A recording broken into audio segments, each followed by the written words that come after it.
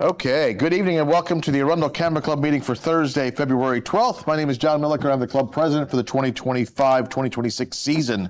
The Arundel Camera Club was founded in 1957. It exists to promote the arts, science, and education in all aspects and fields of photography. For more information about us, please visit arundelcameraclub.org.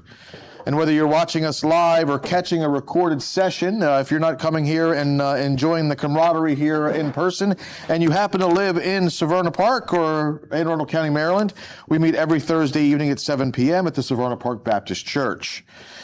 Do we have anybody joining us for the first time tonight? I don't think so. Get out of here. It seems like Russ is joining us for the first time every once in a while. Do we have anybody with a personal announcement to share? That could be such as having your work published, accepted into a show, winning an award, or other photography milestones? Yes, Ed. Well, February the 22nd is a very special day because we'll be going to the Air and Space Museum. And they have a lot of neat things there. They have a big movie, cinematic movie and everything, and a lot of events, a lot of important events in our history. You know, you can see there and be there and experience it. So if you want to go, which I'm sure you will want to go, just go online and you select the time you want to enter, like 12 o'clock, 1 o'clock, 2 o'clock, 3 o'clock, 4. So you just have to enter, you just go on the line, internet, and get your tickets ahead of time. And then when you go down, you show them to the person. So if it's 2 o'clock to 3 o'clock, that's what time you can enter. But you can stay there all day after that, you know. So anyway, enjoy. And this is the one in DC. Thank you, Ed. Yes, and I'm sorry. I think we're good. Can you go ahead and put me back? Put the camera back, please, Christine. Lost the camera there for a second, so we're working on that. So thank you, Ed. Anybody else with any personal announcements to share? Really personal, but tonight we have banana bread muffins, and I need a volunteer for next week because I will be out. Nancy has graced us with banana bread muffins. I've had 2 already, so please don't let me eat any more. And if somebody would be willing to pick up something for next week, the Hockles have authored to bring in the goodies for next week. Okay, do we have announcements from our officers? Susan does. Come on up, Susan.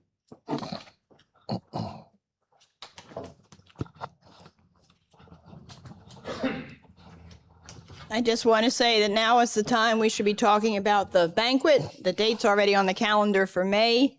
The easy thing to do is for me or someone who wants to take over, reach out to Olive Grove and get a quote for the style of meal like we had last time.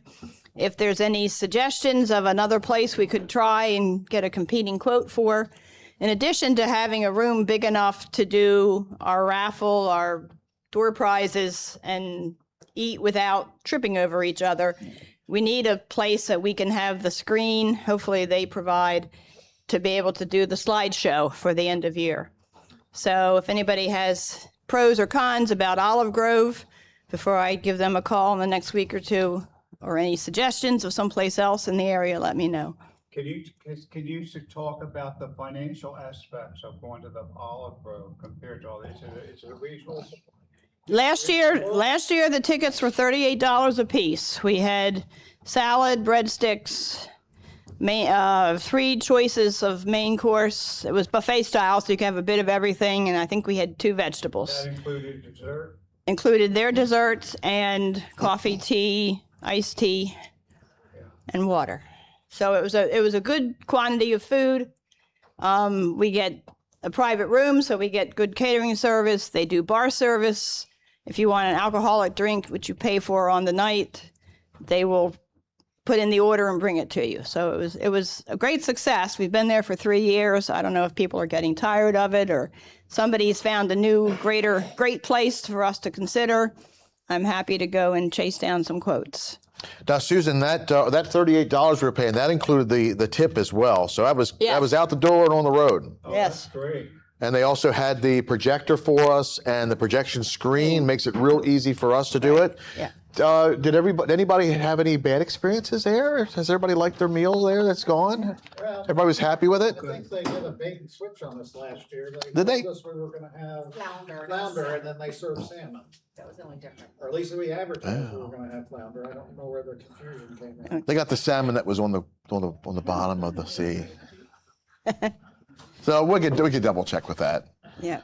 So, okay. If anybody has any thoughts on places you'd like us to check out, send it to the officers, and we'll check it out for you. Okay. Any other announcements? Well, then let me turn it over to Christine real quick to talk about the upcoming schedule, and then we'll take it over to Ron to introduce our judge for tonight for our contest. Okay, let's see. Next week on February 19th is our rescheduled January print contest, and the theme is open. The week after that, February 26th, is our print contest with the theme of water. And in between that, on Sunday, February 22nd, is our field trip to the Air and Space Museum in DC, not the one in Virginia. March 5th is a program by Irene Sasilato on wildlife photography. And on March 12th is our next digital contest with the theme of open. March 15th is our field trip to Jerusalem Mill Village and Covered Bridge. March 19th is our program by Bob Weber on abstract photography. And on March 26th is the next print contest, also with the theme of open. Awesome. Wow. What a setup. So let me hand this over to Ron, who will introduce our judge for tonight's digital contest. Okay. And I'm going to cheat, John, and I'll do my little couple announcements in between here. Well, I'm not sure if we have Ed. Looks like we may have lost Ed. Ed, are you there? No, I'm good. Oh, I don't know why. Did you kill off your video? Yeah, let me put it back on. Yeah, put it back on so everybody can see your lovely face. There you go. Good evening, everyone. That's good. Hi, Ed. Ed, hang on for a few seconds. I'm going to make a couple announcements here, and then Sure. we'll talk and get you ready to go. So I wanted to just mention now we've got two print contests. We got three contests this month. We never do three print contests or two print contests and a digital in 1 month. This is so for new folks. It's usually two, and that keeps us from hyperventilating, I guess, as the week goes on. I don't know about anybody else, but I'm in my basement trying to sort images this afternoon, and I'm having to make sure I got the open pile over here and the water pile over here. So I would encourage you to take a real good look to make sure you've got the right pictures for the right contest this month, because it could be a little bit confusing. And for those of you who are not sure, we just moved it to the 19th this week for the contest we would have had in January. So appreciate your forbearance on that. And we'll figure out how all that works next week this time. So in addition to that,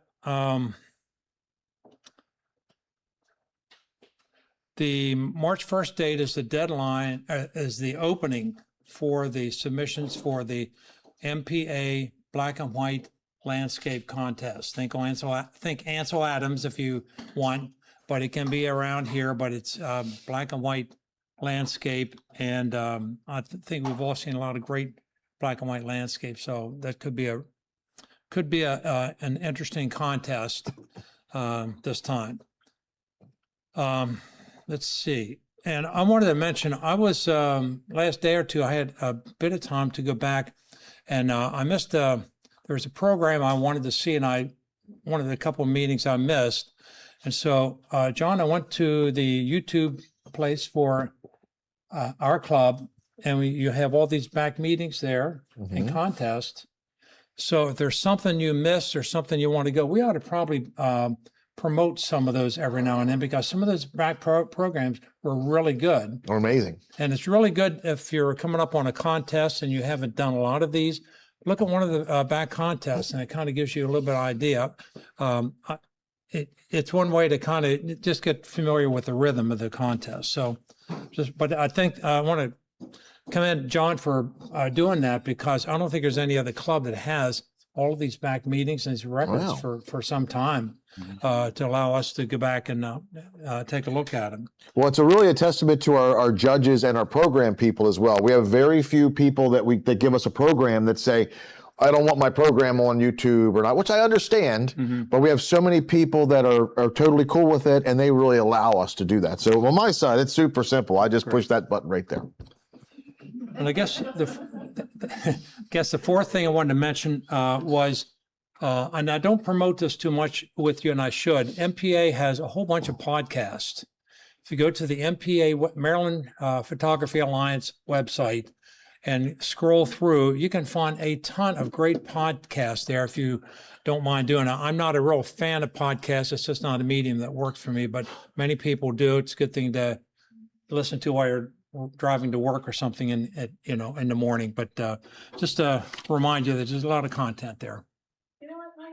Ron, I was just thinking of when the inception of the idea came around back, I'm not even sure how long ago now, but the evolution of it to where it is today, that you have all those things to offer and all that. A lot of thanks should go to all of you people for putting in that time and effort. There's a core, and I like to say I do a lot of work, and I don't. I do some things, but there's Steve Sattler and Mike Washington and Mary Brayman. Those folks are just working all the time on this stuff, like with a passion. I really respect what they've done, and it's good, all really good quality. You're right. Sandy Nichols too. Sandy Nichols, yeah, she's just joined the leadership team. Has done quite a good job. Ed, you may recognize this guy. He's judged for us a few times in the past. Often judges digitals. Interestingly, Ed really is a pretty expert in terms of prints. So I'd like to grab him over here one day, maybe to do a workshop for us on prints. Sure. Or and printing. He does some creative stuff, not just the usual. And I forget who, maybe it was you. I talked to somebody the other day, and it said at the end of the contest, everybody had printed on the same luster paper. And it's good to kind of reach out and try some different things. So I've got my toe in the water. Ed's really expert on that. He does some pretty amazing stuff. So Ed, I appreciate your judging for us this evening. You always have some great commentary and very patient with us as we work through the process. And other than the fact that Ed is the committee chair for MPA judges. So Bob and I know him well and hear from him often. But he's done a really good job of organizing the judges and helping kind of standardize some procedures and educate us, very importantly, educate us, including one that you're working on to be at this location coming up in April. Again, it's open only to the judges to really get them up to speed and so on. Now, Ed, I know I'm missing a lot of stuff, but you have some personal creative stuff you're doing, some information they need to know about how you judge and what you might be looking for tonight. So I'm going to turn it over to you for a little bit. Absolutely. Yeah. Thank you, Ron. I'd be more than happy to come over and do a presentation on printing. There's so many little fine details and personal choices, and it's a whole nother level of really experiencing one's images. As Ron was discussing, within the last couple of years, I was exposed to printing on handmade Japanese washi paper, and it's been quite the experience for me in matching up images to particular paper. And the Japanese handmade papers have unique textures, which can really enhance one's image. And this is really where you get into some very, very fine details and points about how to best present your image as well, which is a lot of fun. But I would be more than happy. We can set that up later. But number one, thank you for inviting me. Coming to your club has always been a pleasure, and it's always been very challenging as well. And certainly I've taken a look at the images tonight, and there's some just wonderful, wonderful selections at both levels. It always surprises me to look at some of the novice or intermediate level images and say, this guy's in the wrong class, or this gal, because the images are so good. So I do want to apologize also. It was my full intention to show up in person, but my schedule got a little tight this week and specifically today. So I decided just to do remote.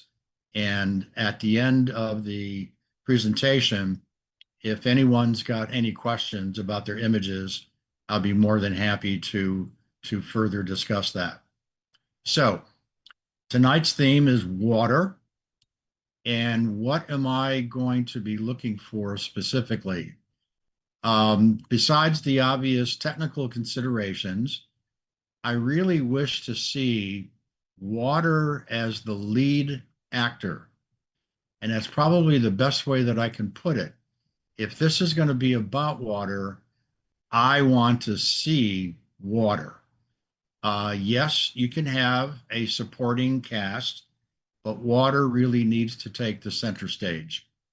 Also, water being such a fascinating substance in itself has three different states. We all know it can be liquid, steam, or solid. So I was really pleased to see that some of you took advantage of our recent weather to get, rather creative in terms of capturing what water can look like. And I am looking for something new, something unique. And just to summarize the final standings, if you will, we all know judging can be subjective. So if your image is not selected, please don't be discouraged. I think it is important to enter into competitions to get that feedback, and you'll get different feedback from different folks, but I hope to be, number one, consistent and try and give you some points to try and improve your abilities, or even for use for another theme. And as I'm very fond of saying with some of my colleagues and some people I work with, the best way to really become proficient is practice, practice, practice. I have a friend who's a very big music fan, and I always tease him, asking him, what does it take to get to Carnegie Hall? And of course, he knows the answer to that. And it's practice, practice, practice. So with that, we can kind of begin and take a look at your images. Okay, Ed, on the screen is the beginning of our novice images, and you probably remember how we do this. We go through and read all the names first, go back, and then once we're done, I'll turn it all over to you, and then you can go in with comments and ins or outs. So let's go ahead and get started on our theme of water. Image number 1, traction. Image 2, moody autumn stream. John? Yes, sir. I know that I have my own images here, but the images coming over Zoom are partially cut off. Yeah, that's why we give you the images there. That way you're not affected by any kind of internet issues or anything. All right. But here on the screen and on the stream, they're okay. Zoom does a kind of a weird thing because basically you're seeing kind of like a virtual webcam from my screen. That way you can that way you have a little checks and balances on making sure we have the right image. Okay, very good. Thank you. Perfect. Number 3, ice.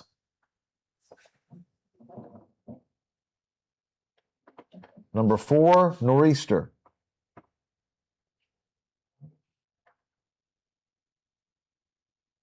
Number 5, Cliffs of Moher.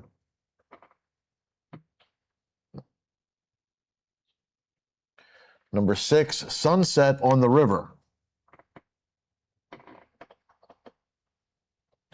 Number 7, Ripple Me This. Number 8, Passage of Time. Number 9, River Rush.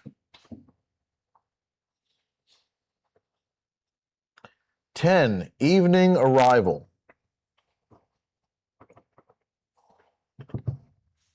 11, Splash Landing.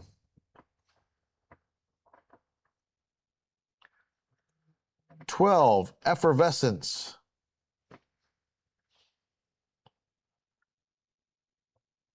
13, Fountain Swimmer.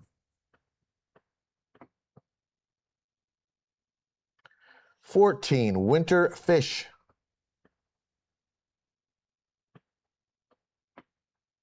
15, Eagle Cove Summer Sunset.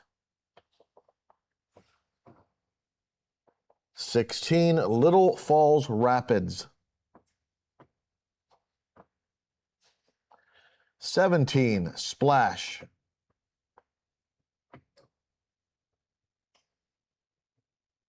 18, Potomac Ice Drops. 19, Bath Time.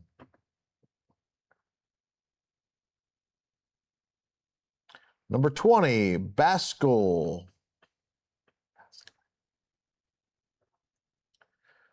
22, Raging Storm.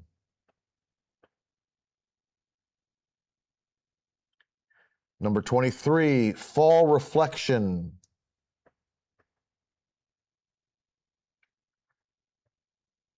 24, Ice Imagination.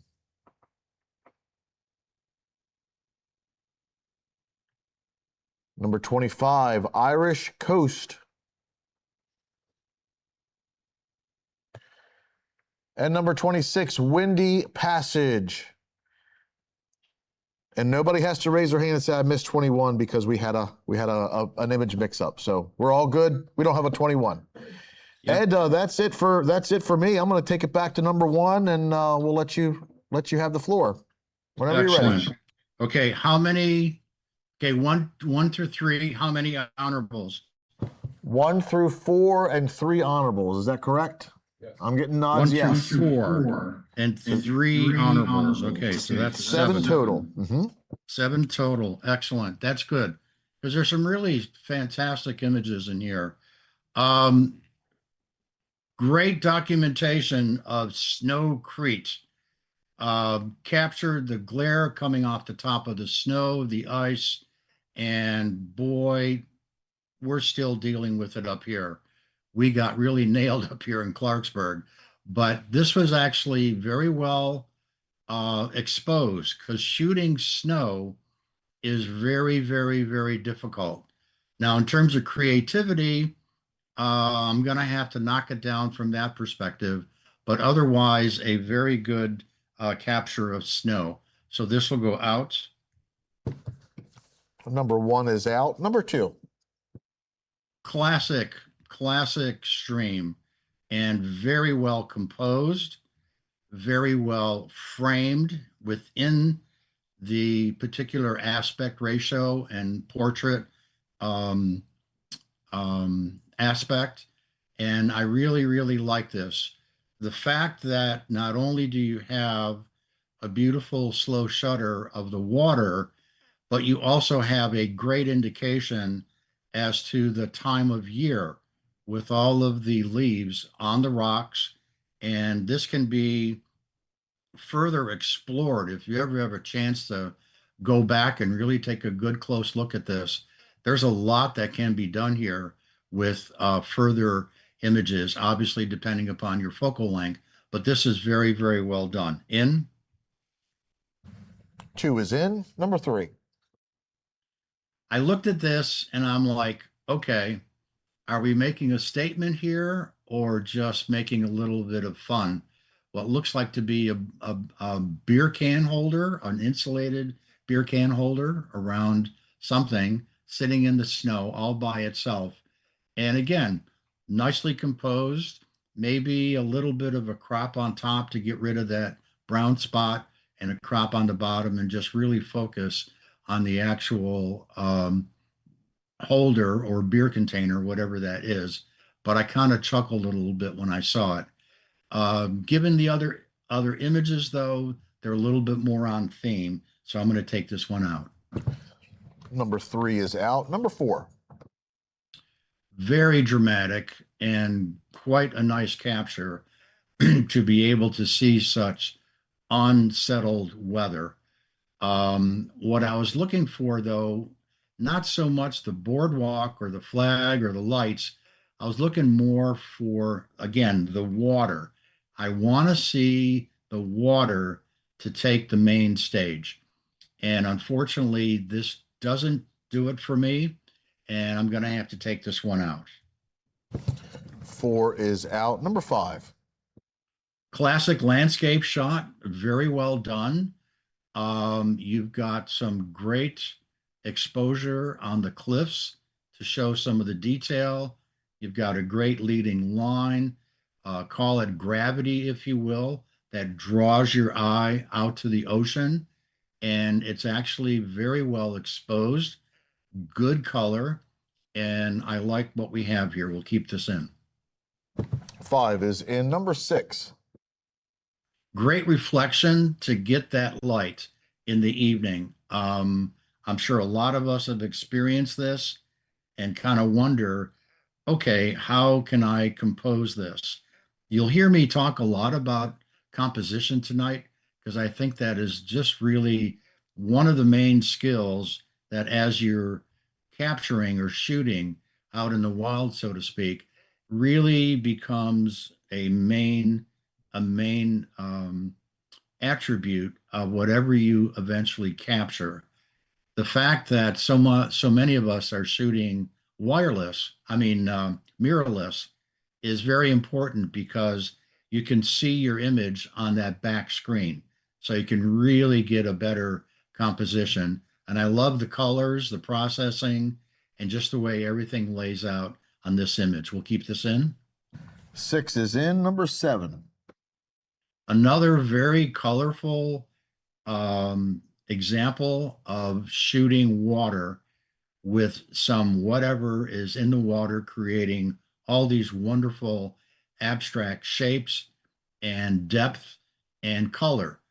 What you have here, if you look very closely, are little hints of red, which really kind of takes the eye away from the white, and then it brings you back into the other colors, and you kind of investigate what else is going on within the image.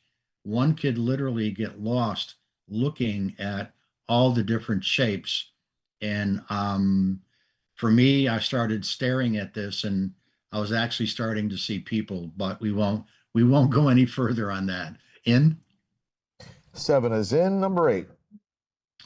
I wanted to see this to be better. You've got a lot of the pilings as well as the ships besides the sunset, and you've got this massive white spot coming off the reflection just off the piling there. And it it wasn't composed as I think it might have been if you had the opportunity to move around and look at this a little bit more closely. You also have an errant red spot about 1/3 of the way up on the right that could have been removed to take away that distraction. And I'd recommend to the photographer, try and burn that reflection of the sun in the water and see how that works a little bit better. The other thing too, the next time you see something like this, that second piling from the left is actually obscuring one of the boats. You want to see some degree of separation so you don't have anything really obstructing your view. So we will take this out. 8 is out. Let me try it again. 8 is out. Number 9. Wanted to see more here. This is actually not a bad start, but given the nature of the theme and the nature of what we're trying to capture here, it's like, give me a little bit more of what you're seeing. I see to the lower left some beautiful color, the blue, and in the upper left, a little bit of green and brown. And this image just leaves me asking for more. The shutter speed is good. Whenever you shoot water, I recommend shooting at different shutter speeds. In some cases, if you have rocks, like that one image at the very beginning, you can literally see the water bouncing off the rocks, which I think is very, very cool. And in this case, this may have been an opportunity lost, but I really would like to see more of what you have here. So unfortunately, we'll take this one out. Number 9 is out. 10. This is a nice scene. It is placid. It's obviously later in the day and really gives you a sense of place. What is unfortunate is I think the composition's a little off. If you're focusing on the boat coming back into the harbor on top of the water, if you will, it's a little bit obscured by one of those posts that you see coming up out of the bottom of your frame. And it really kind of takes away from the rest of the image, or getting there and composing possibly a different image, really focusing on that arrival, I think would have made this a very, very strong image. So I'm going to take this out. 10 is out. 11. Number 11. These are wonderful opportunities to include another aspect of water, namely waterfall or somebody else within the image. I just recently completed a online course, and we were talking about a good image having more than one beat. And I'll talk about that a little bit later, because there's some images here that actually do have 2 beats, and I'll explain what I mean by that. However, this particular image, because the main subject is the bird and not necessarily the water, for me, really detracts from the theme. So given that, even though it's a nice capture and it's fairly sharp, I'm going to take this one out. 11 is out. 12. Nice example and very creative. You've got a cascading set of water, and because of its surface tension, creates all these beautiful bubbles. And you're on a correspondingly color background, which actually shows up very nice within the bubbles. So the lighting on this at the very, very top, about midway, is really very, very good. I would recommend, though, to the photographer to look at that bottom third and maybe burn that down a little bit, maybe with a gradient, or even, taking it into Photoshop. Well, you can do it in Lightroom now with a brush and just darken that to bring out some of the detail, because you don't want to really have anything to be totally blown out. Your histogram is good, but it would be nice to see just a little bit more detail at the bottom there. But we'll keep this in. 12 is in. 13. Here's a good example of what I mean by 2 beats. You're obviously shooting through the water, which is wonderful, and you have multiple textures of the water, namely on the bottom, going up as water is running down, whatever. I don't know for sure. Maybe it's just in the air. But then you see the child behind the water. So here you have an image that obviously comes at you with the water, but then your second beat is the person. And that's what we mean when we talk about an image having two beats to it. And usually those kinds of images are usually, very, very well done and crafted. It could have been a spur of the moment, but you were prepared to be able to capture this. So this will stay in. 13 is in. 14. This is really cool and obviously very, very unusual. It's a great capture, but to me, again, it's more of a documentation photo as opposed to being sufficient for the theme. The main actor here is unfortunately this fish that probably got swept up onto the beach, and then when we had the snow, got covered in it. So it really is almost a sad commentary on this poor animal that died. But it really doesn't fit the theme in my mind, simply because the water, even though it's snow, does not really become the lead actor here. So this will be out. 14 is out. 15. This is, again, a classic, obvious sort of photograph. The one thing, though, I would fix is the horizon is a little bit crooked. If you go from left to right, you can see it go down or decrease. So that's the first thing that I would fix. It's a good capture of a sundown, looking off on the water. But again, is this about water or is this about the color of the sunset? So in my mind, again, this really doesn't fit the theme very well. So I'll take this one out. 15 is out. 16. This is very, very well done. This is a great capture of flowing water, rapids, nice background, but there's one thing that is totally wrong. You don't shoot water in portrait mode necessarily. This would have been great if it were landscape, because you would be getting a lot more of your water, a lot more detail, a little bit more presence, if you will.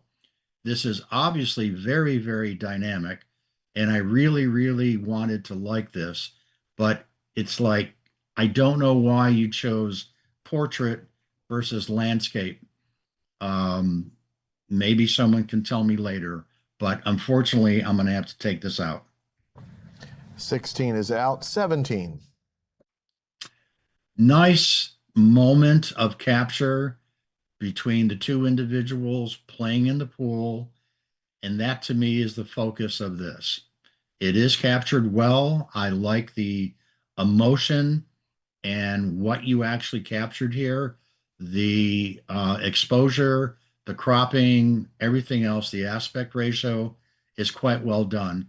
But again, who is the lead actor here? Is it the people or is it the water?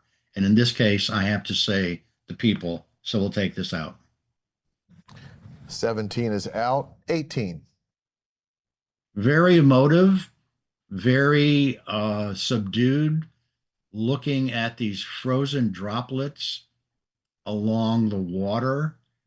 And I love the fact that the photographer was able to capture multiple pieces of this, which again, by itself, can be really, really tricky.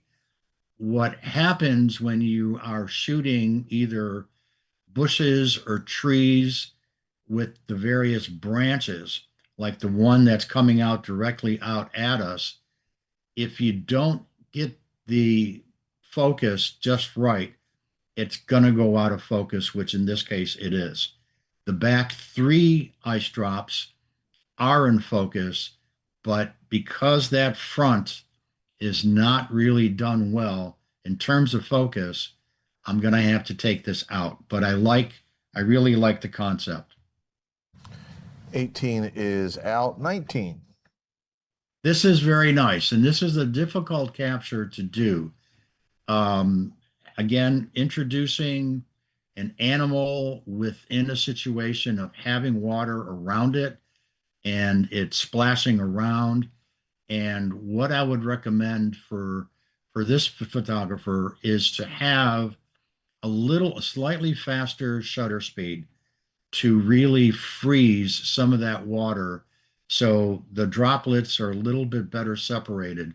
I don't know if you were shooting at high speed, like 10 or 20 frames per second, or if this was just a simple shot. Kudos to you for getting it. But again, who is the actor? Who is the lead actor in this particular shot? And unfortunately for me, it's the bird with the water being secondary. So I'm going to take this out. 19 is out. Number 20. Beautiful perspective. Um, it looks as if the photographer actually dropped down a bit to get this perspective on the water going through the gutter of this particular street scene. And I love the fact that you've got these great lines leading down the street, very narrow. Everything is sharp, everything is in focus. And you've got this solitary person just walking down the street. I may consider this not to be necessarily the lead actor, okay? But this is so well done, I'm going to keep it in. 20 is in. Number 21. Excuse me, 22. Correct. Again, here's a better example of actually capturing that ferocity of the water when a storm comes in. In fact, if I were the photographer, I would literally crop off the left side of this particular image of the pier and really focus on the dramatic movement of the water. You may want to play just a tad with your horizons. I know you've got the pier almost level, but just to fix that bottom just a little bit and just to get the eye to go into that water more than anything else, because that is really, really what you want the viewer to look at. So I would try recropping that. Let's leave this in. 22 is in. Number 23. Reflections are always fantastic. You can get some beautiful, beautiful effects. And I love the fact that the photographer was shooting the leaves being reflected in the water. Very few people, when they go out and do autumn leaf shooting, they'll go to a tree, they'll go to the ground, they'll look at stuff falling on top. Excuse me. Shooting leaves in water is a bit more challenging. So I applaud the photographer for working with this. And of course, you have this wonderful reflection of the branches of the trees within the photo. What I think is missing, though, I would literally focus in a little bit more so we can see the actual detail of the leaves and to see the detail of the trunk of the tree. I mean, I would like to see the top left-hand upper corner, almost like 30-40% of the image we have here. I would like to take a look at that, and then using whatever processing technique you find, useful, knock down the brightness of those leaves because they're a little bit blown out and you just won't be able to see the detail. But I would like to see a closer crop of this to really make it a lot more dramatic. But this just falls short a little bit of that. So I'll take this out. 23 is out. Number 24. Outstanding. Just absolutely beautiful. Here we have solid ice on a muted background. And as you look at the image, your eye will literally go around the edge of the ice and just explore and just look at all the wonderful different shapes. It actually is just an amazing capture, and is very, very well done. Kudos to the photographer for seeing this and for actually showing it in this particular perspective with a nice, beautiful background. In 24 is in. Number 25. another classic shot of a coastline. I think there's too much sky in this particular image. It is very well exposed, but I would really crop down a bit to get rid of a lot of that blue sky, because it, looks as if you have this cut in half where you have sky above and the ocean and just a hint of the cliffs off to the right. I would again probably crop it down 1/3 from the top and bring it in from the left. And this way you've got the cliffs and the water being more of your focus of your image. This is just too wide a view, and you want to get a little bit more intimate with what you're trying to show someone. So I would try doing that crop and see if that comes out a little bit better. So I'll take this out. 25 is out. Number 26. Windy Passage. I love this. This is actually a great action shot. Unfortunately, the action is of the boats and not of the water. Yes, you're on the water, but the focus again is not necessarily water being the lead actor. And that's unfortunate because this picture is actually very well done, very well processed. I like the perspective with the flag coming off the back of the boat, but it just doesn't really fit the theme well in my mind. That going to be in or out, Ed? Out. Sorry. No problem. 26 is out. Let me go back and put a filter up on here and figure out what we're doing.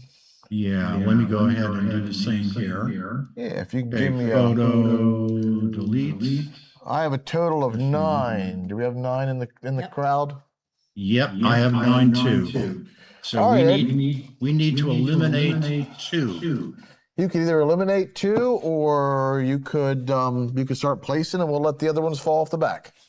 Let's eliminate first. Let's take 22 Raging Storm out. 22 Raging Storm is out. And even though this is very well done, the image from the street, number 20, is just, you just don't have more water than I would like to see. So let's take this one out also. 20 is out. So let me remove those. And now we're left with the final 7. Okay.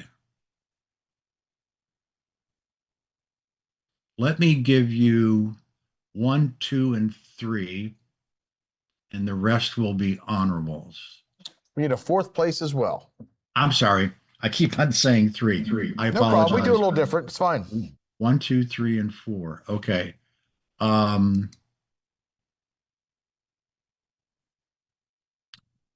Definitely number 24, Ice Imagination, will be first. Got it.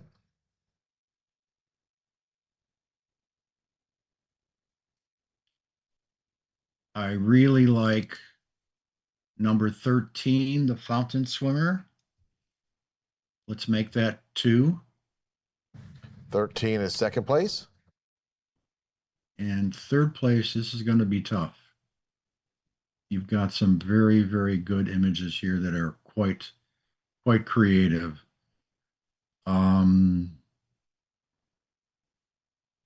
And on any other given day, they could be totally the other way too.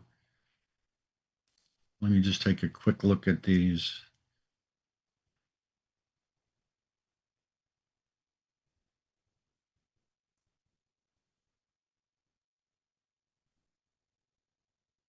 Okay, let's go for the creative.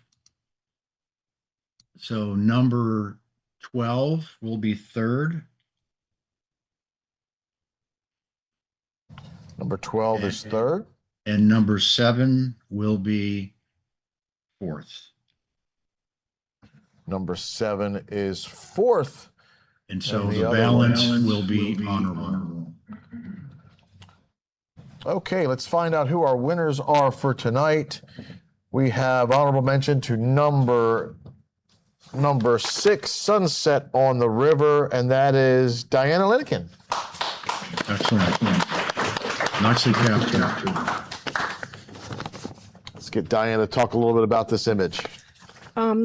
It's the Severn River. I live near there. I actually took it with a cell phone, and a boat went by as the sun went down and created those ripples, and it just kind of attracted me. So thank you. Honorable mention to number 5, Cliffs of Moher. That's Nancy. Hi, as you've seen from past contests, I went to Ireland with my daughter last summer, and this was the famous Cliffs of Moher. So it took a little processing to get, because it was otherwise sort of cloudy and overcast, but it is magnificent. So thank you. Also an honorable mention to number 2, Moody Autumn Stream. That is Kyle Coate. Is Kyle here? I don't think you guys saw him. Okay, let's move on to number 4. Fourth place, number 7, Ripple Me This, John Crooks. That's just reflection of a bunch of sailboat masts. So just took a bunch of shots and kind of like that one. Does everybody know what Fordite is? It's like when they paint the cars in whatever the cars are, all the layers do a thing, and people will take that paint and they'll kind of carve it, and it's got rings just like this. I had to show Christine what Fordite looked like while we went through it, but that's what it reminds me of. Yeah. Let's see. Third place to number 12, Effervescence, and that is Christine Helms. Christine with us? I don't believe so. Second place, Fountain Swimmer, that is number 13, and that is John Crooks again. Nice. Yeah, this was in DC, and there was a little space underneath the fountain, so I was behind the fountain, and a bunch of signs saying don't swim, but it didn't deter a few kids, so I just waited for one to kind of approach the waterfall. Nice. Really captured a nice moment. And then your first place winner, this is number 24, Ice Imagination. That is Colin McNaught. Thank you. So this was on my early morning walk, which I do every morning to Annapolis Reservoir with the dog. And I had my iPhone, crossed a bridge, looked down, and there were a lot of different ice things. So I spent a lot of time there. And this is one of the shots I took. So thanks. No, it's very obvious you took your time with your composition. That's stunningly sharp. That's amazing. It is. That's very well done. Yeah. Okie dokie. We're going to pretend he didn't just say iPhone, if I heard that correctly. I've seen some great photos with iPhones. That's true. Let's move over to our limited contest. We have, 57 images. That's going to be first through fourth and 6 honorable mention. Okay, let me write that down again. 1 through 4 and 6. So that's 10 total. Yep, you got to make 47 people upset. Let's go ahead and get started. Not really. Let's go ahead and get started. And we'll read through these, and when we're done, we'll go back to number 1 for you to take it from there. Thank you. Number 1, a drop in the bucket list. Number 2, raindrops on windows frame.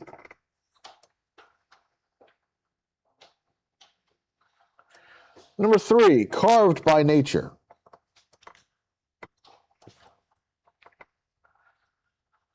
Number 4, Diamond Beach.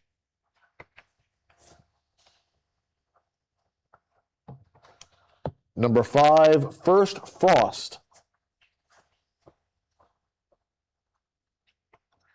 Number 6, Daisy Droplet. Number 7, Waters Turn. Number 8, Shadow Flock. Number 9, Unleashed.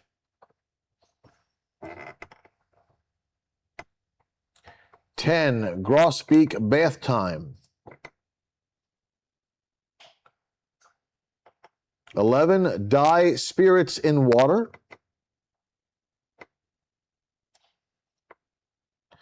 12, Yosemite Falls.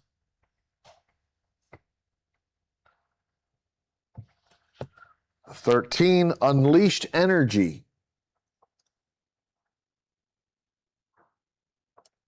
14, Emergent.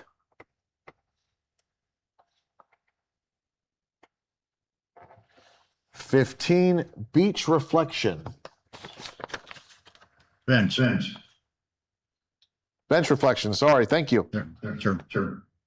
Number 16, Suspended Zest.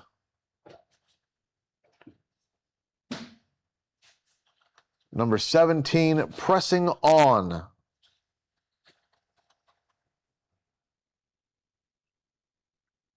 Number 18, Ocean Waves Spray.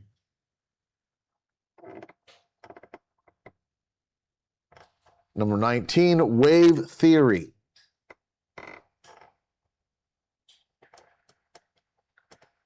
'20, Water View. 21, Riding the Rapids. 22, Glass Water Dye.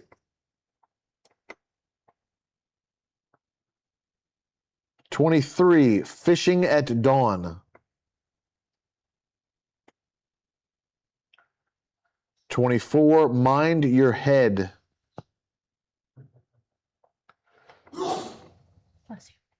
25, End of the Rapids. 26, Burr. 27, Frozen Heart.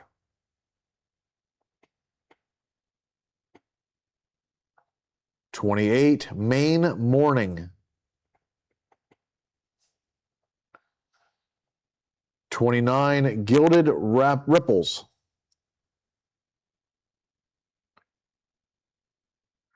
Number 30, Leaf and Spillway. Number 31, Ice Cave.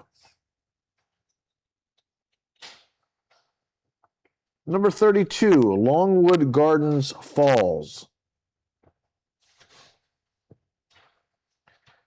Number 33, Hand Wave. Number 34, Kayaker. Number 35, The Narrows.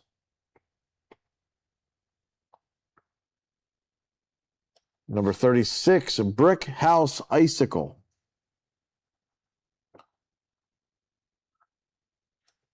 Number 37, Master the Ride. Number 38, Imperfect Water Rings. Number 39, Polar Bear Plunge Bay Bridge. 40, Walk on Water. 41, It's Like a Mirror for Color.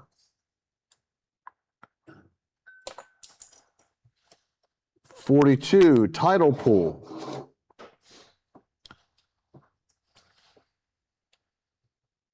43, Underwater.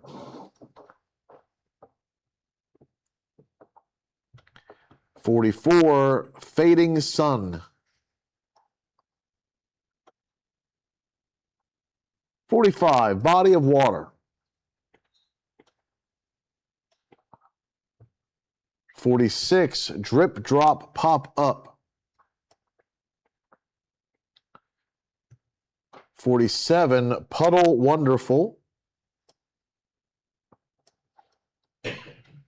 48, sunset, reflection.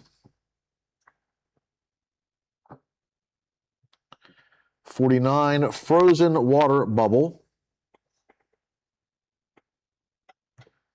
50, painted current. 51, OC sunrise. 52, the creek one.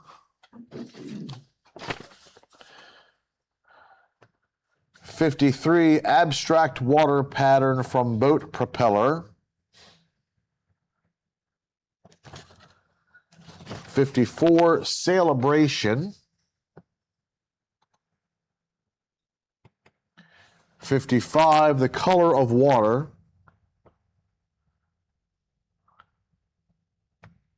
56, Panchito reflections. And 57, urban steam. I'm going to go back to number 1 and turn it over to you, Ed. Thank you. Quite a selection. Really quite a selection. This is not going to be easy. Great exposure for the glaciers, the mountain, the snow, and a very reasonable composition. It's too bad that the photographer couldn't get a little bit more, meaning a little bit wider to make it more like a small pano, because it just screams for more detail. And then, of course, once you stare at this a little while, you go, oh, what about all those little things down at the bottom there? And then you realize those are people. So you've got a great sense of scale in this particular image, which is very well done. In? Number 1 is in. Number 2. Great concept in terms of trying to capture those raindrops.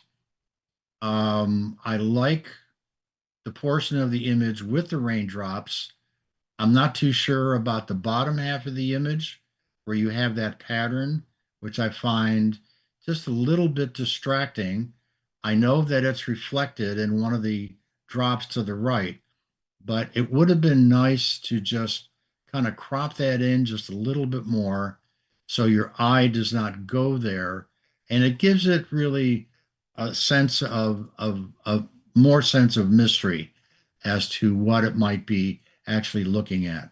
In? 2 is in. Number 3. Very dramatic. You certainly have this stone structure taking a nice part of the actual frame, but then as you study it, you see the water, what it's doing to it, spilling over the top, going to the left. So you really have a sense of direction and this dynamic portion of the image. I don't know how it projects on your monitor, but the saturation of the greens is just a little bit high. So if you could kind of check that just a little bit better and just knock it down a tad, that would really make the image stand out, because the green is actually pulling my eye away from that eroded pool with the water coming out. But in? 3 is in. Number 4. Classic shot. This is the ocean side of Yoko Salon, and one could spend days just photographing the ice that comes off of the lagoon there. This is a very unusual shot simply because it's yellow. Normally, most people will photograph this ice and it will have a blue tint to it. And so I applaud the photographer for trying to do something different. Little bit more context, though, in my opinion, and just in terms of strength of image, I'll let this one go out. Number 4 is out. Number 5. Nice capture. Again, one of those mornings, like we just heard, we're walking around, we saw this, we saw that, spent some time capturing this, and it's very unusual to, again, show the entire leaf of a particular plant. And you've got a nice supporting cast of your ice texture on the other leaves. So this is very well done, very good exposure. It's not blown out, so keep this in. 5 is in. Number 6. Another droplet, and these are always very cool to set up and do. Unfortunately, it's not really in focus.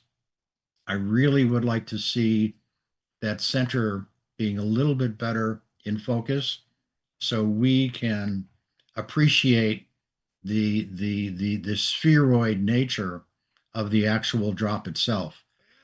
Excuse me. So I'll take this one out. Number 6 is out. Number 7. Another dynamic shot where you literally do have the directionality of the water. This is very well captured.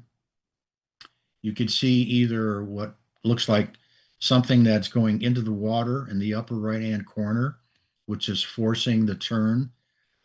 Excuse me. And the exposure, the processing, everything is very well done here. And I'm not really distracted by that upper right-hand corner because you have your water exposed a little bit brighter than that. So I'm glad the photographer toned down that upper right-hand corner. In. Excuse me. 7 grab is some in. Number water 8. here. Yep, take your time. 7 is in. Number 8. Another reflection image with the piers in the water, which kind of gives you a sense of not only the geometry, but the loss of detail at either end of these particular pieces, because you do have a 50% reflection here. I like the fact that the photographer kept it almost like silhouettes and didn't really worry so much about the detail within the pilings. But I like the concept here and what this person is trying to do. In. 8 is in. Number 9. Lovely shot. This is just a great exposure, trying to capture animals in motion, tack sharp.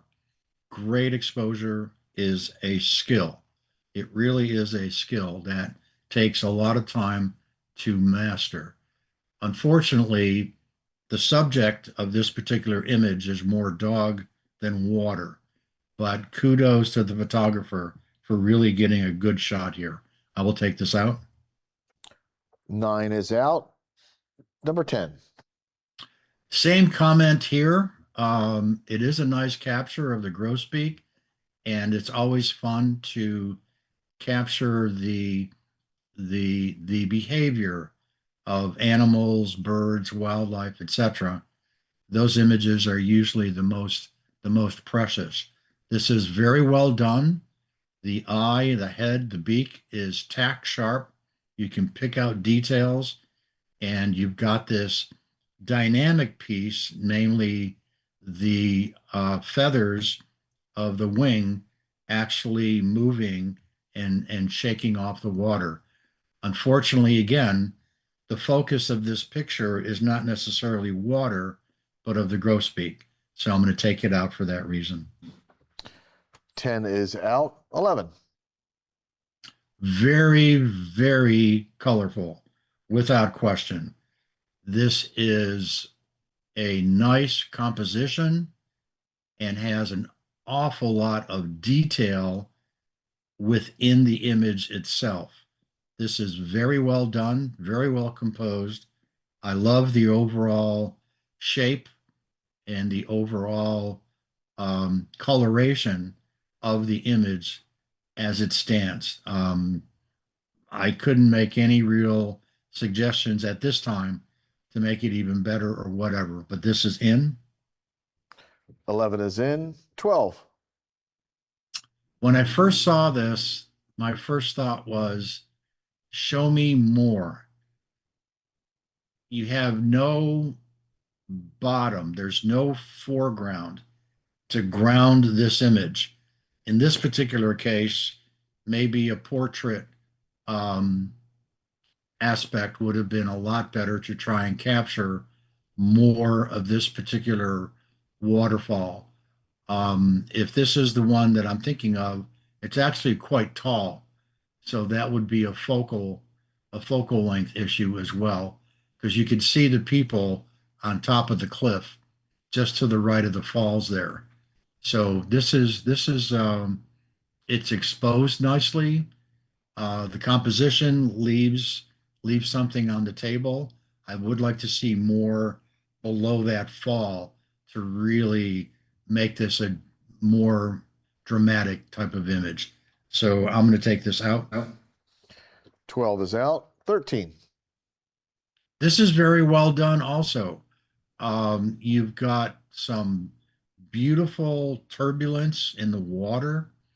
It occupies approximately half of the frame, and you've got the birds flying in and around the activity with quite a nice background to highlight the birds themselves.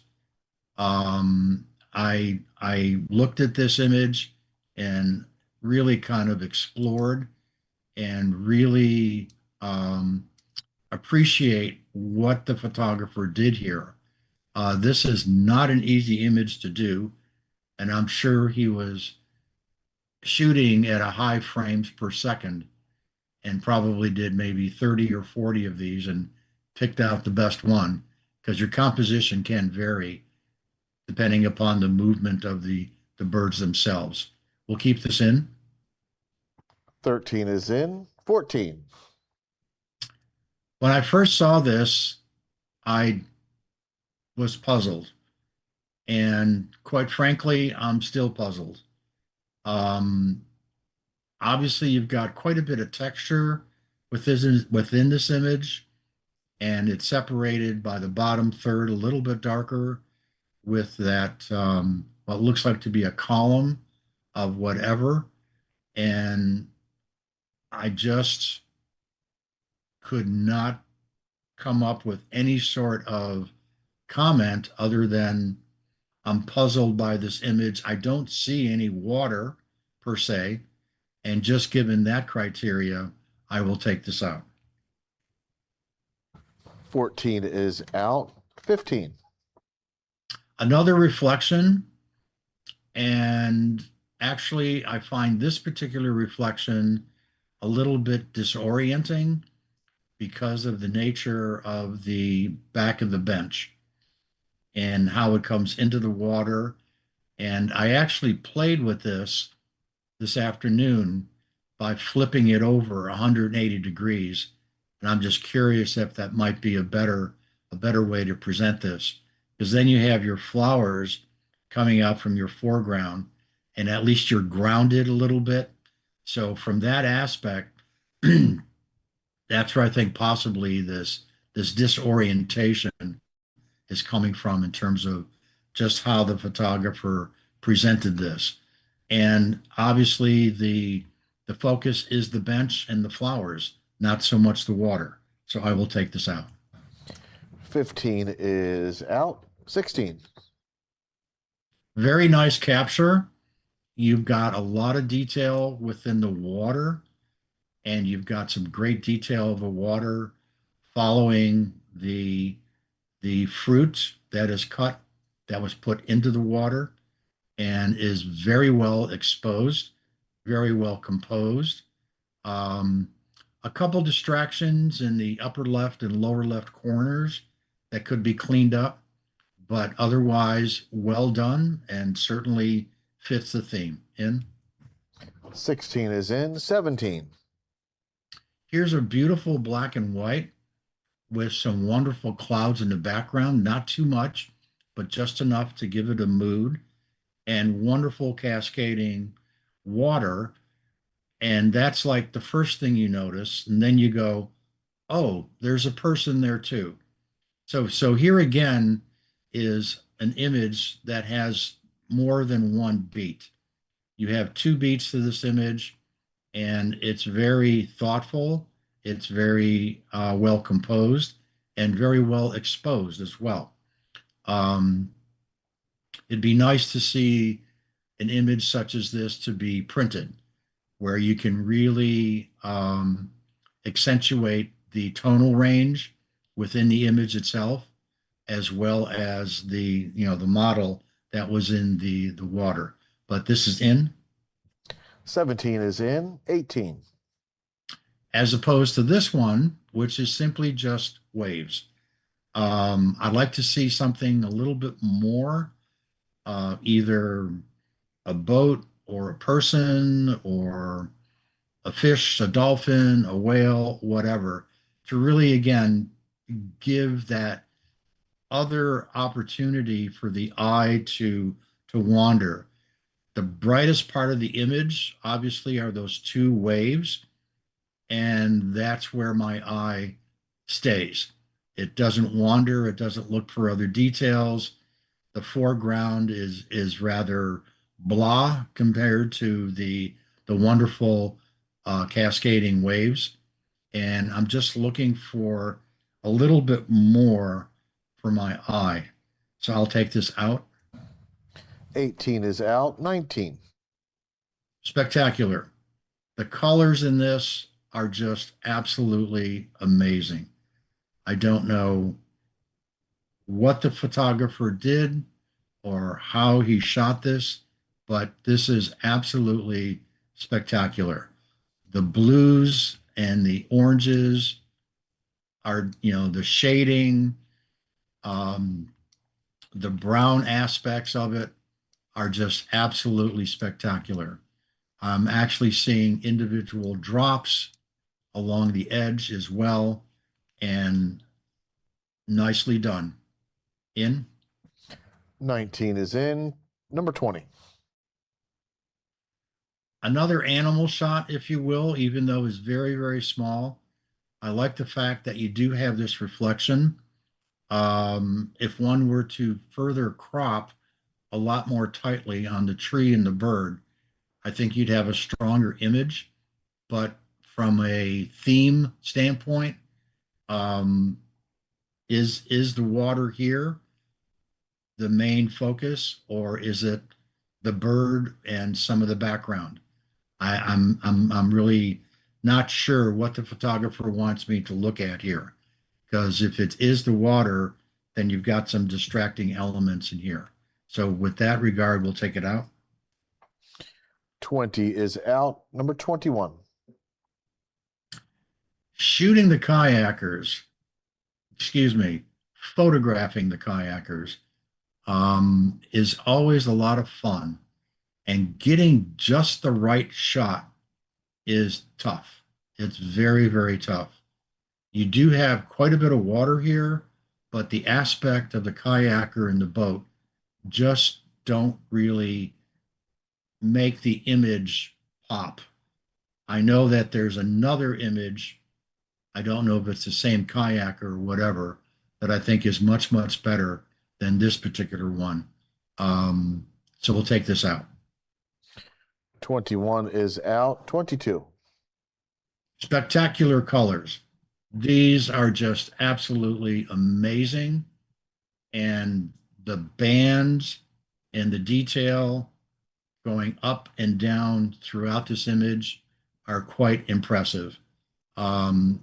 It's almost as if you can have a separate story for several of the different bands. The one band towards the bottom with those little red horizontal things almost looks like an undersea shot. And then the one near the top, what looks like to be stars or even galaxies. I mean, you can just stare at this for quite a long time. I'm curious though if one could crop this in even further because of that, because you do have some wonderful detail within several of the layers. But I do like what the photographer did here, and this is very striking. In 22 is in. Number 23. Okay, fishing or water? What are we supposed to look at? I think this is more of a documentary sort of shot showing the gentleman fishing, and it really is not necessarily about the water, which is very placid, very nondescript. You got some beautiful reflections, and I like that the photographer did it in black and white because it really kind of reduces what your eye is going to actually look at and focus on. The gentleman's hat and parts of the boats are a little bit hot. If you could kind of tone that down and maybe crop in a little bit more of the actual fishermen. That to me is the essence of this particular shot. So we'll take this out. 23 is out. 24. I really wanted to like this, but it's so blown out. That's unfortunate. I think if you went back into your software that you process this with and knock down the exposure, some of the highlights, and really accentuate all those shapes, I think you're going to wind up with a much, much better image. But the way it stands now, it's just unfortunate that it's just not discernible and not very well processed. So again, whoever shot this, I would go back and play with your exposure, your highlights, your shadows, your whites and blacks, just your basic sliders within Lightroom, because you do have a lot of interesting shapes and textures here, but we'll have to take this out. 24 is out. 25. Another action shot, which is very well captured, but are we shooting the rafters and the boulders versus the water? The water is certainly secondary, even though it is a rafting trip. I understand that, but the theme is water, and I want to see the focus on the water. It is a good shot. You got a good foreground. You got a good capture of the action, but I just think it doesn't fall within the scope of the theme. So out. 25 is out. 26. What at first looks to be an overly simplified image is actually done quite well. Because if you, again, the theme is water, what the photographer was able to capture here are two forms of water, namely solid and liquid, where you've got the ice, the snow, and then obviously the liquid water behind it. So I commend the photographer for seeing that and capturing that. We'll keep it in. 26 is in. 27. This is cute. Obviously, the 14th is coming up pretty soon, and we're all thinking about what to get our sweethearts. And I like what the photographer did here. I'm assuming that he took a liquid, froze it, and then either put it in a liquid that was red or is using a synthetic processing color within his software to do this. There are some spots though, like the lower left-hand corner, and the middle, that's a little bit hot and can probably be toned down just a little bit, but I like the concept. We'll keep it in. 27 is in. 28. Shooting ponds with rocks in front of you is always going to be a challenge. The overall composition of this is very good. I would have liked, though, the photographer to get lower, to show me more of those rocks, which then gives you some leading lines coming out of the rocks themselves. You do have to watch your f-stop and depth of field, okay? Because you want those rocks at the very front, if you're shooting lower, to be sharp. And that way you kind of trick the eye into telling the viewer that the rest of it is also sharp as well. Whenever you have a close-up and it's not in focus, it really tells the eye that, okay, let's keep on looking to see where it is in focus, because that's where your eye is going to go. Otherwise, this is a good shot, but I'd like to have seen a lower perspective of this particular shot. So we'll take this out. 28 is out. 29. Another nice dynamic shot showing some beautiful color. And I like the fact that the photographer captured some beautiful, beautiful texture. Capturing texture in water is not an easy thing. I've tried it myself, and you really have to find the right location, the right lighting. Everything's got to be just perfect. And this is approaching that. So because of that, we'll keep this in. 29 is in. 30. A nice moment. You have again, slow shutter speed again with the water, and to capture those leaves on top of the rock is really quite good. And I give kudos to the photographer for catching that, because that's sometimes very often overlooked, where you can really have a very nice detail that supports, again, your leading actor, which in this case is water. And the bulk of your frame is filled with that water. So keep it in. 30 is in. 31. Very dramatic and quite colorful. Great lines, great detail. If you look very closely at the foreground, all of those rocks are in focus, and you've got a great perspective leading back into the cave. I assume you've got an opening just before you hit that back wall, which is how you're getting that light into the cave itself.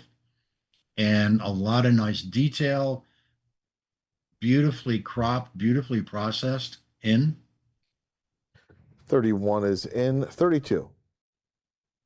Classic shot of a waterfall. Certainly fits the theme very nicely.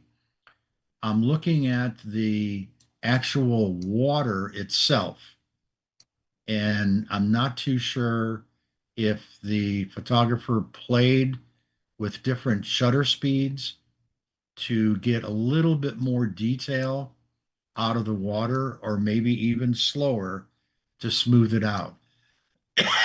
It appears to be kind of like stuck in between, if you will,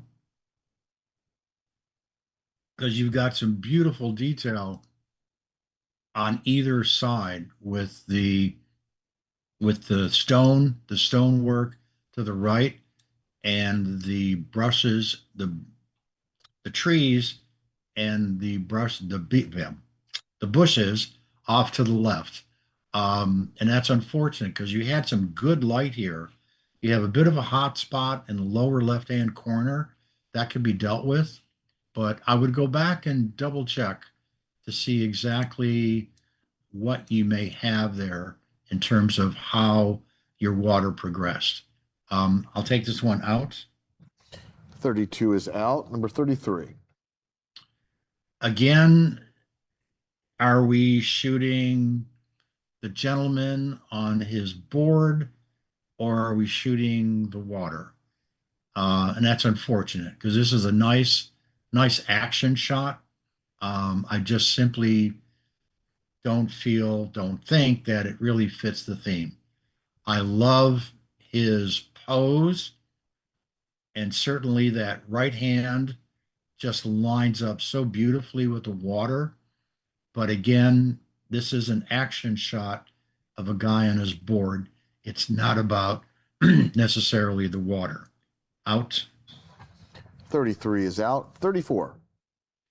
Okay, here's that other shot I was telling you that has the kayaker in it. Here you have some magnificent movement of water. You can see the troughs coming from the top. You can see it coming from the right. You can see it splashing up on the rocks. You then have the disturbance of all that at the bottom coming down at a diagonal. And the kayaker is looking through those two rocks. And again, your leading actor here is certainly the water, and you got a supporting cast of this kayaker. This is well done. In. 34 is in. Number 35. Another beautiful water shot, almost like a slot canyon, not quite. It was a little bit more open, but if you look closely, those rocks in the foreground are not in focus. And that's unfortunate because the color here within this image is absolutely spectacular. You've got these ochres and the browns and the blacks and the shapes and the almost orange glow of these rocks. Your lighting was very, very nice here. Unfortunately, your foreground, I mean, like a third, if not half of it, is just not in focus. Maybe you can go back and try and fix that or process that because this is a nice shot, but we'll have to take it out. 35 is out. Number 36. Very unusual image again with the icicle, and you can see the texture of the bricks behind it. I draw your attention, though, to the actual drop below that icicle, and you can see the reflection of the bricks. So this was an exceptional capture. Overall, I don't think the image is quote unquote exceptional, but the fact that the photographer did capture that reflection of the bricks in the drop is really very, very nicely done. In. 36 is in. Number 37. Another action shot in the water. Is it about the water? Is it about the surfer? The surfer himself and his face and his expression and the water was all captured very, very nicely. I just feel as if there's too much surfer in this one as opposed to the kayaker in terms of supporting the water, whereas you've got the surfer, I think, being more involved with the water and not necessarily having the water being the lead actor. So I will take this out. 37 is out. Number 38. This is a variation on the theme, I think, of the previous image that had all these different layers of colors. And I applaud the photographer for taking this perspective and literally having what looks like to be a circular crop. I don't know if this is a crop or it's just a white background in which he shot down onto this particular receptacle with all the different colors. But the coloration and the processing on this is very, very good. It'd be fascinating to know how this photographer did this, and I really like this. In 38 is in. Number 39. a little bit of a documentary photo. I'd like to see more because, again, just looking at the overall image, the bottom third is just simply water. Nothing spectacular, very little texture. You have two people sitting in water with the bridge in the background. And it's kind of like, okay, now what? Show me some activity, show me some action. It's not very dynamic at all. I'd like to see a little bit more to really make me, the viewer, to be excited to see this image. So out. 39 is out. 40. Pretty cool image. You go to several areas around here where the water is, very, very shallow. And it almost looks as if the animal's walking on water. So again, a very nice capture in that regard. And the focus of this image is, of course, the animal, not necessarily the water. But it is well done. It's very well exposed. But I just think it doesn't really fit the theme. So we'll take it out. 40 is out. 41. This is kind of cool. At first, I'm sure people will look at this and go, okay, what the hell am I looking at and why? But if one were to go to a marina and do a series of images of reflections, colors, shapes, this would fit right in with that. It's almost like I could say it's not necessarily a standalone image by itself, but if it were in a sequence of images or even a collection of images, not necessarily a sequence, this would be very much like a mini project that one was doing. It's very well exposed. It's very well processed. And I like the various shapes and colors within this. We'll keep this in. 41 is in. 42. Another image that requires the photographer to get lower. If you're going to show me a tidal pool, which you have here, then get rid of that sky, get rid of the coastline. I want to see the tidal pool. And I'm sure there's a lot of detail here that you can show within the foreground. Most of it is in focus, and whether or not you got lower, and again, play with your depth of field, maybe even focus stack, you could have probably gotten some really fascinating shapes and lighting and detail within the bottom of this pool. I was just mentioning to a couple of people the other day about, one of the things I'd like to do is go out to Oregon and shoot some of these tidal pools, which at low tide, they'll have starfish and a lot of other water life stuck within the pools that are very, very cool to shoot. So maybe that's going to be on my bucket list. But I wish the perspective was lower here. So we'll take this out. 42 is out. Yes. 43. 43 is really cool. Here again, you've got a different perspective, probably at an aquarium, where you're literally shooting under the top surface of the water with these beautiful reflections. And I like the different colors that one sees here with the fish. Again, difficult shot to get everything in focus. This is what is really your main challenge, to get it when you are set up and ready to go. Well, guess what? The fish are going to not be ready and set up to go. So these are challenging shots. It is unfortunate because the bottom part of the frame, you have pieces of fish that are not necessarily in focus, and the coloration is a little bit different. Maybe if one were to crop the half of this image, like right down the middle, 50%, 50%, the part on the left is really done a lot better and sharper than the one on the right.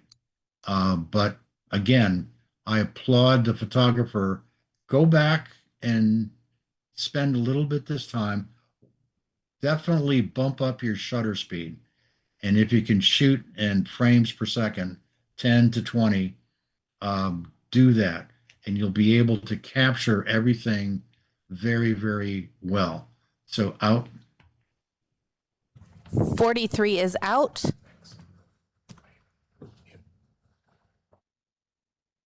$44. Right. Another shot of the icebergs, and the lighting here from the sunset is actually very good. The bottom of the image does not do anything for me. I would literally cut the bottom of that image off and really focus on the sun coming over the icebergs, over the mountains, over the icebergs, into the water there, to really give that feeling of time and serenity. And as you can see, the water is very, very placid, very even, and very quiet. So it does set the mood, so to speak. And again, the bottom half of the image, which is totally of a different color too, it's almost gray, just really doesn't do much for the top half of the image. So I'm going to take this out. 44 is out. Number 45. This is very cool. This is very creative, very clever, where you have a person either swimming or diving, and the person substituted with a knockout water. This is so, so cool. I was so impressed with this that I actually went online today and I asked the question, okay, how much water is in our body? And believe it or not, the average adult is 65% water. An infant can have as much as 75%. And that is extraordinary. Most people don't realize how much water we actually have within our bodies. The exposure is good, the silhouette is good. The only thing that I would ask the photographer is if the end of that left hand can be just either fixed or reshaped, because it looks like it's cut off. The right hand, you can see the digits on the individual hand, whereas here you don't see those digits. So I'll be curious if the photographer could fix that. I mean, this is very well done, and I really like this. In? 45 is in. 46. Classic droplet. I had a friend who submitted pictures like these for a whole year in our camera club, and I hated them because the judges just love this stuff. And this is very well done. I like the coloration. I like the reflection. It certainly has to deal with water. So in. 46 is in. 47. Very nice reflection. And I like the fact that it was in a puddle, and you've captured not only the Ferris wheel, but the three individuals to the right. Again, I'm going to take this out because I just don't think it fits the theme per se. I want to see the water do something, or you do something to the water, not necessarily reflect something. So I'm going to take this out. 47 is out. 48. Very simple, very straightforward, to the point. A little reflection. You got a foreground, not necessarily in focus. Very little texture to the water. Given the strength of the other images within this group, I'm going to take this out. 48 is out. 49. Excuse me. Let me grab some water. Very cool. Very dramatic. Loads of texture. I'm wondering though if, pardon me, if the texture here could be just a tad sharper. I know that parts of it are in focus and the coloration is really stupendous. It really is, with the browns and the golds and some of the blacks. And it's quite a mysterious quite a mysterious image as well. So I kind of like this. We'll keep this in. 49 is in. Excuse me. Number 50. Grab some more water. This is another spectacular image. You've got all these shapes, all these colors, layers upon layers upon layers. And it's very well processed. Nothing really is blown out per se that distracts your eye, but your eye can go from the upper left down to what almost looks like a little snake in the water, back to the orange part, up and then down into the black areas, and then to the upper right. This is very, very well done. And it's on water. In 50 is in. Number 51. Classic pier shot in the morning. The color's a little off. I don't know if that could be fixed. I mean, for my tastes, and seen a lot of these shots before. The photographer is commended for actually trying his hand at this. Obviously, a long exposure, the water is smoothed out, but it really is a pier shot and not so much water. So I'm going to take this out. 51 is out. Number 52. Wonderful black and white exposure. Love the reflection. I love the posts. I love the background. And it tells me a story. The title of this, yes, the creek won, and the bench was not going to stand up to that. Unfortunately, I think this is more a story about the fence than the actual creek. So we'll take this out. 52 is out. 53. This is kind of cool. I'm sure a lot of us have looked out the back of the boat while we're in the water to see all these beautiful shapes and stream of the water coming back out of the edge of the boat because of the dynamics of the water and the propeller. What I think is cool here is that the photographer decided to play with color as opposed to just showing us a simple shape of the water coming off the back of the boat. And from that perspective, that really kind of elevates the shapes and what's happening with this.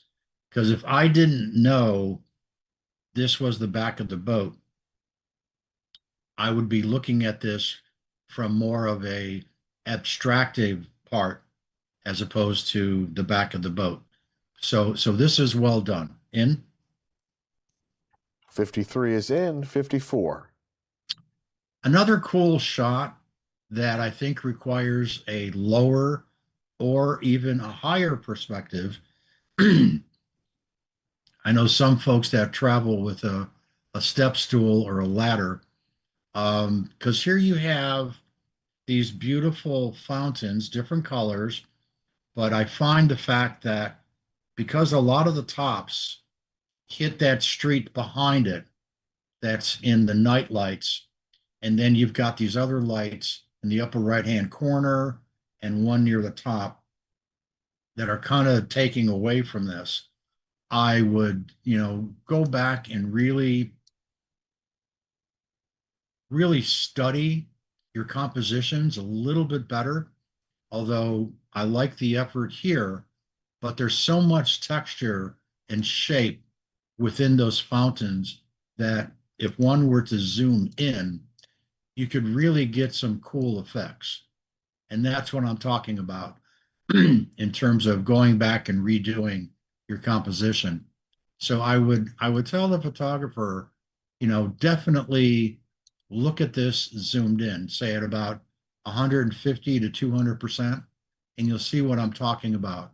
A slightly faster shutter speed, and you'll start actually stopping the motion of the water to give you a lot more texture as well.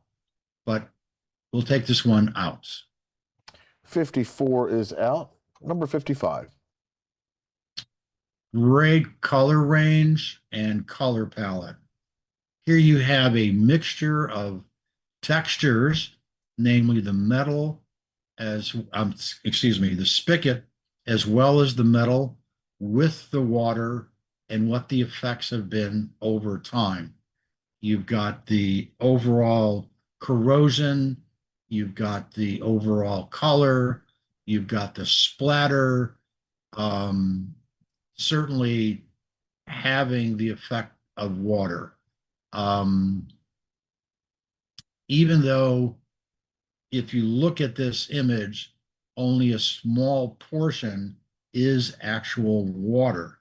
We're looking at a lot of texture that was caused by that. Let's keep it in for now. 55 is in. 56. I wanted to like this image. You have a opening within a pond or a lake that obviously looked iced over, and you're trying to get some reflections coming off a business adjacent to it. I just feel uneasy about what's actually portrayed in the reflection, uneasy in the sense that the perspective here is one of unrecognizability, if you will, where you can kind of take your eye, place it, look around and see what's there. But because none of it is sharp, none of it is in focus per se, my eye is having difficulty with that. It's okay to do reflections, as we've seen, and water is occupying a large part of this, but I would like to see something a little bit sharper. It's almost as if this was a grab shot, if you will, and then that was it, as opposed to studying it over 5 to 10 minutes to get that right shot. So we'll take this out. 56 is out, and no, don't do that. 57. The last part of what water can look like, steam. And I really like this image at first, showing the steam and show to the viewer how dramatic this can be. Over time, though, what I really wanted to see was the photographer, and I know you can't go in the middle of the street, but maybe from the curb beyond that light, light post, to get a little bit closer to put that steam in more of the frame. So you really feel the movement of the steam and the water, and how it may be adjacent to the building or a vehicle or people, or people coming out of the steam, etc., that I think would really make an image like this become very, very attractive. But I applaud the photographer for actually getting this shot, because you very, very rarely see this. But I'm going to take this out. 57 is out, and that's it for those. Let me set my filter, and we'll figure out how many we've got left. 27. I've heard 27. Let's see if we Is that have right? the same thing. And we have to get down to 10. Correct. Yep, Oh, I have boy. 27 as well. Oh, How about- boy. How about we go Okay. through them again? Yes. Let's go ahead and do that. Okay, number one.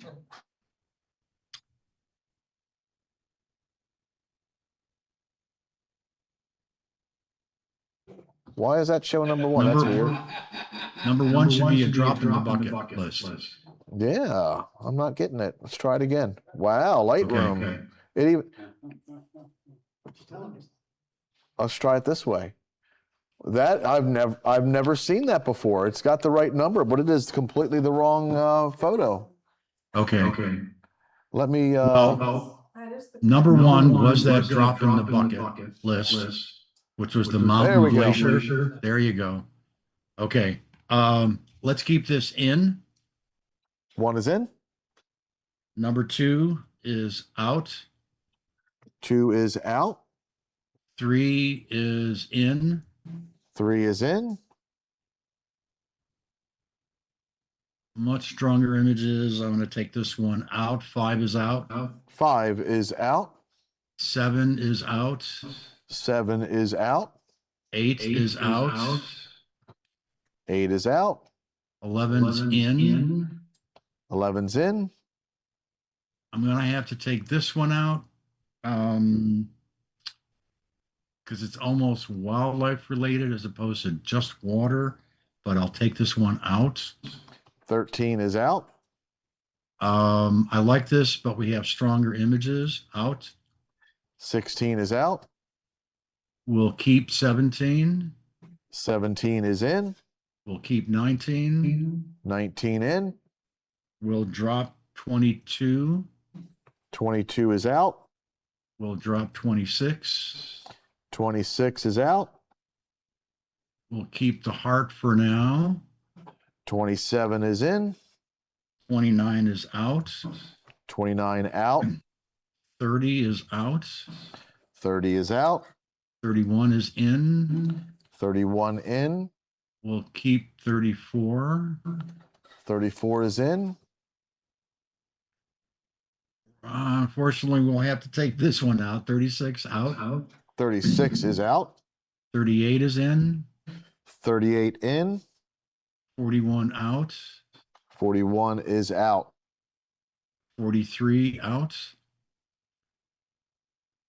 I wasn't showing a 43. We went from 41 straight to 45. Okay, 41 was like a mirror, the red boat. 43 was underwater. It was out. 41 was definitely in. Okay, 41 was that. The red and something else boat. All right, let's find it. We'll find it. 41's out. 43. Was Find out. 40. Right, that's out. Okay, 45 is in. Okay, let's slow down a little bit. 41, was that in or out? It's like a 41 is mirror for out. color. 41 Out. is out. Okay. 43 originally was out. Okay, that's out anyway. Okay. 23 is in.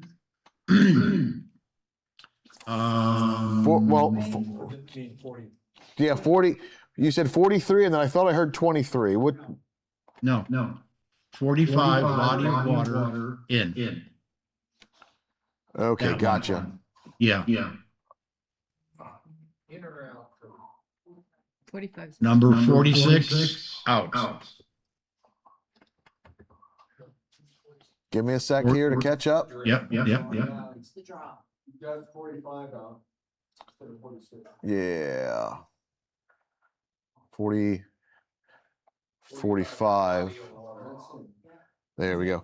I had it as pick instead of out, so that's why it didn't come up with the That's okay. the thing. The water drop is out. 46 is out. Okay, 46. We're caught up. 46 is out. Okay. Okay. 49 is in. 49 is in. 50 in. 50 is in. I'm going to have to take 53 out just to pare it down. 53 is out.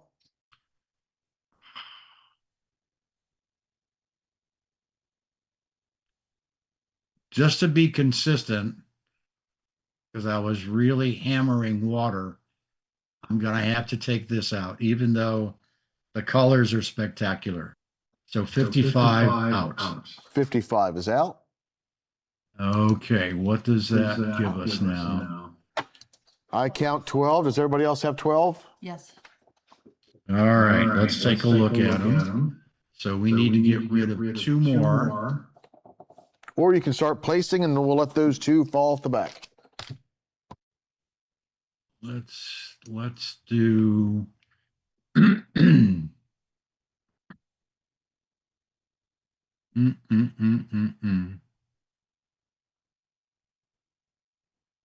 Wow. Okay, let's take a drop in the bucket. Number 1 out. Number 1 is out. And I need to take out one other one.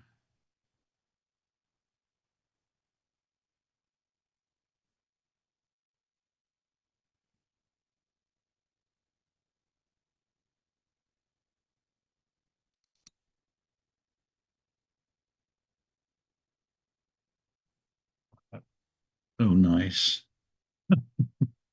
This is tough, guys. You're making it really tough on me. Okay. Let's take out 17, pressing on. The model in the water. 17 is out. Yeah, okay. Now let me refresh my screen here. Okay. So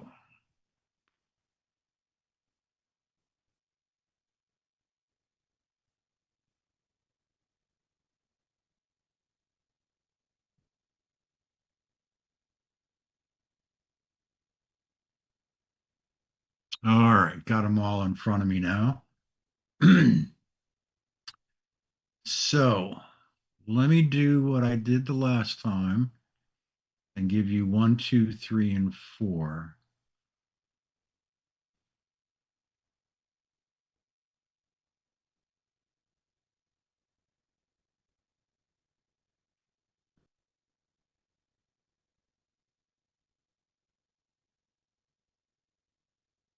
Number 19, wave theory, is number 1.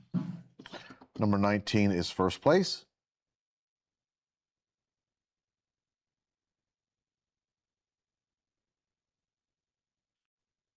Because the colors are just so extraordinary and it's just very, very well processed. Number 50 will be 2. Number 50 is second place.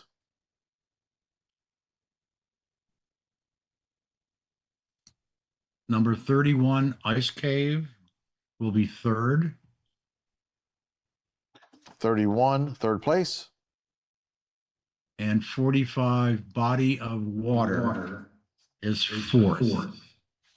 Fourth place for number 5, Body of Water. And everything else is honorable.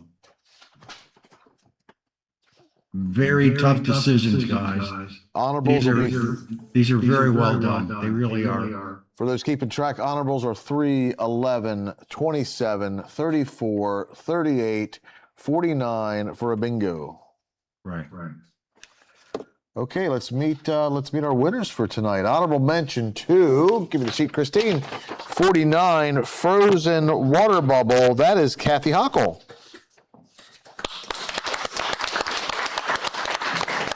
So I saw the recipe on Facebook for making the bubbles with glycerin, and I went out and blew it on the ice and caught it. That's interesting. Interesting. Yeah. Honorable mention to number 38. This is Imperfect Water Rings. This is Bob Weber. Oh, nice. This is a set of glass candles with the wax taken out, so they're all circles set inside each other, and each one is filled with a different food dye, hence all the colors. Very nice. Cool. Honorable mention also to number 34. This is kayaker Clarence Carvel, and Clarence is not with us tonight, but what a fantastic image.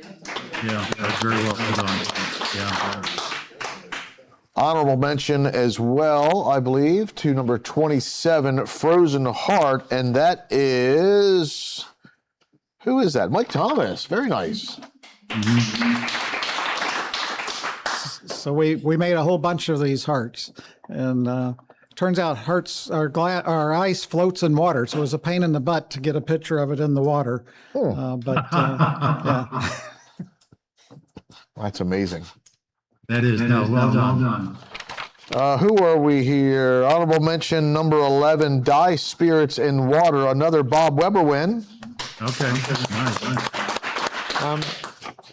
This is a setup that Mike Thomas put together for us last week with parallel sheets of glass and water between them, and then little drops of various food dyes dropped in, and wait to do something interesting, and then flip and fold and usual.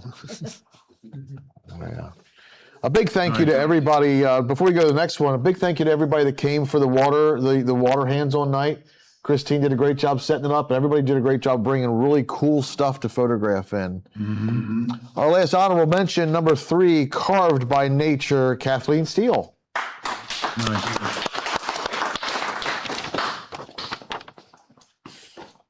Thanks. That was taken at a state park. I think it was up in Watkins Glen, New York. But I was just fascinated by the symmetry and everything of what the carving of the water did.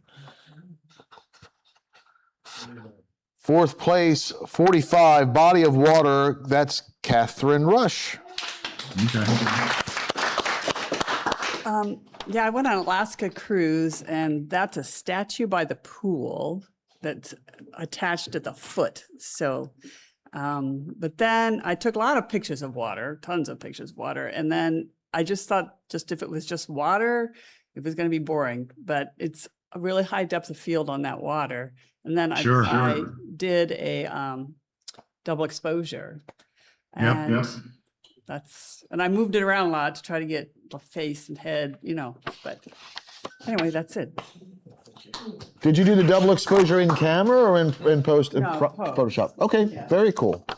I know Mike likes to play with double exposure in camera, and that's amazing stuff. Mm-hmm. 3rd place, number 31, Ice Cave. That is Doug Wood. He commented in Facebook. He says, Ice Cave Glacier in Iceland, somewhere up north, early in the morning. And yes, there is an opening for the glow. Right. That is spectacular, Doug. It is. Yeah, that's very unusual. 2nd place, Painted Current, number 50, and that is Deborah Davis. Deborah says, thanks. The photo was taken from the Boston Street Pier. I was particularly fond of the pattern in the water. Mm-hmm. And our 1st place winner, and if he doesn't tell us how he did this, he's not getting his ribbon. Wave Theory, number 19, and that is our own Tim Hugson. This was taken on the Oregon coast on a very windy day when waves were coming in, crashing into each other and sending up these sprays. This is a spray from a wave. I rotated it a bit, and the light was catching it and made it somewhat these colors. I did accentuate those by brushing in some different colors, but it's basically a spray from a wave. Wow, I've that's actually, amazing. I've actually seen that. I've seen that myself, in fact. Excuse me. If you hit the waves, if you compose the waves in just the right way with a spray behind it, you'll get a rainbow effect within the water as well. Again, it Very just depends interesting. upon where the light's coming from and what your physical location is. But I actually, my wife got a beautiful spray coming off the rocks, and it had the colors of the rainbow in it from the coast of Maine, which is pretty cool. But this is very well done. Congrats. Well, these are our winners for tonight. I want to thank Ed very much for coming in and judging for us. You're quite welcome. If anybody would like to chat with Ed after the meeting, we're going to go ahead and close it up. Christine, what is our upcoming schedule? You need to turn on my mic. The next week we have our makeup contest from January, our print contest for theme of open, and then the week after that will be our print contest for the theme of water. And we will see you all next week. Have a good night. Good night, everybody. Bye.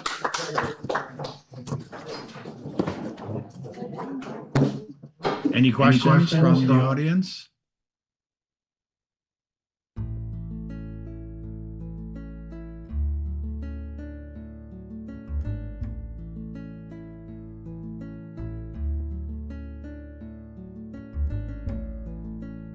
Okay, no problem. I just thought I'd make myself available. But thank you guys, and Ron, we'll talk later.